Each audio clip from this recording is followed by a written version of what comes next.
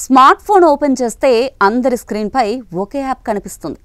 చిన్న వీడియోలతో మిలియన్ల మందిని ఆకట్టుకున్న టిక్ టాక్ గురించే మళ్ళీ చర్చ మొదలైంది. ఈ వినోద యాప్ చుట్టూ ఇప్పుడు ఒక పొలిటికల్ డ్రామా నడుస్తోంది. అమెరికా, చైనా, యుఏఈ, ఇజ్రాయెల్ వరకు ఈ కథ సాగుతోంది. మొదట టిక్ టాక్ ని తయారు చేసింది చైనాకు చెందిన బైట్ డాన్స్ కంపెనీ. కానీ అమెరికా ఎప్పటినుంచో ఒక అనుమానం పెంచుకుంది. ఈ యాప్ ద్వారా అమెరికా పౌరుల డేటా చైనా ప్రభుత్వ చేతుల్లో పడుతుందనే భయం. ట్రంప్ మొదటిసారి అధ్యక్షుడిగా ఉన్నప్పుడే టిక్ టాక్ ని నిషేధించారు. ఇక 2024లో అమెరికా కాంగ్రెస్ ఒక చట్టం చేసింది.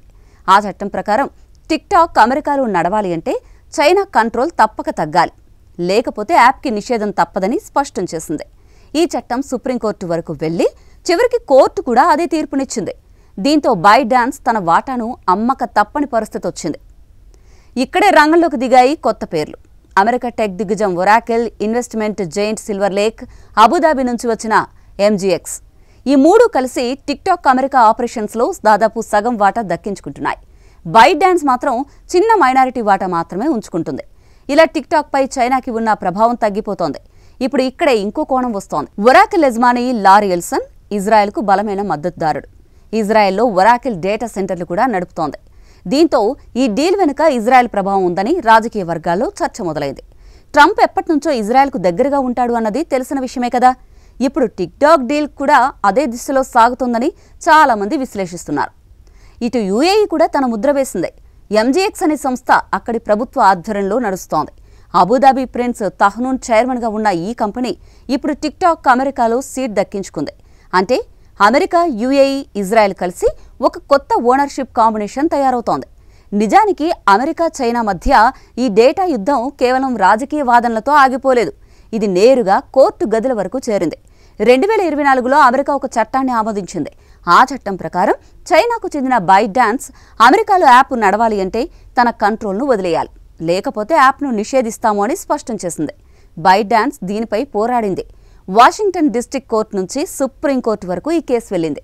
చివరికి బైట్ డాన్స్ ఓడిపోయింది. చైనాకు చెందిన కంపెనీకి అమెరికా పౌరుల వ్యక్తిగత డేటా వెళ్లిపోతే అది నేషనల్ సెక్యూరిటీకి పెద్ద ప్రమాదమని అమెరికా పాలకులు చెబుతున్నారు. ట్రంప్ కూడా అదే లైన్లో నిలబడి పలు ఎగ్జిక్యూటివ్ ఆర్డర్లు సంతకం చేశారు. చివరికి మాత్రం కొత్త ఓనర్షిప్కి గ్రీన్ సిగ్నల్ ఇచ్చారు. ఇలా టిక్ టాక్ వెనుక నడిచిన ఈ లీగల్ డ్రామా ఒక్క యాప్ గురించి కాదు, అమెరికా చట్టాల శక్తి చైనా మీద ఉన్న అనుమానాలను బహిర్గతం చేసింది. ఇక అమెరికాలో టిక్ టాక్ భవిష్యత్తు ఎలా ఉండబోతోంది? ఇదే ఇప్పుడు అందరి ప్రశ్న. బైట్ డాన్స్ తన ప్రభావాన్ని కోల్పోయిన తర్వాత కొత్త యాజమాన్యం ఎలా నడిపిస్తుందో చూడాలి. ఒరాకిల్ ఇప్పటికే డేటా సెక్యూరిటీ, క్లౌడ్ ఇన్ఫ్రా వైపు దృష్టి పెట్టబోతోంది. అంటే అమెరికన్ యూజర్ల డేటా అమెరికా నేల మీద ఉండే సర్వర్లలోనే నిల్వ అవుతుంది.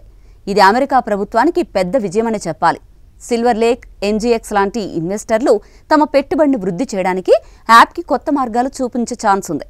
యాప్ అల్గారిథం మార్చాలా, కంటెంట్ నియంత్రణ కఠినం చేయాలా, లేదా వాణిజ్యపరంగా మరింత విస్తరించాలా అనే ప్రశ్నలు ముందున్నాయి. చైనా ప్రభావం తగ్గిన తర్వాత అమెరికన్ సొసైటీకి దగ్గరగా ఉండే కంటెంట్ పాలసీలు వస్తాయని అంచనాలు ఉన్నాయి.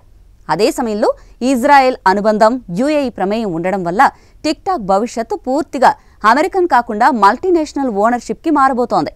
మరి ఈ కలయిక యాప్ను మరింత బలపరుస్తుందా, లేదా రాజకీయ ఒత్తిళ్లు పెంచుతుందా అన్నది వచ్చే సంవత్సరాలే నిర్ణయిస్తాయి. కానీ ఒక్క విషయం మాత్రం ఖాయం, టిక్ టాక్ ఇప్పుడు కేవలం వినోద యాప్ కాదు, ఇది పొలిటికల్ పవర్ గేమ్లో ఒక కీలక వెపన్ అని చెప్పొచ్చు.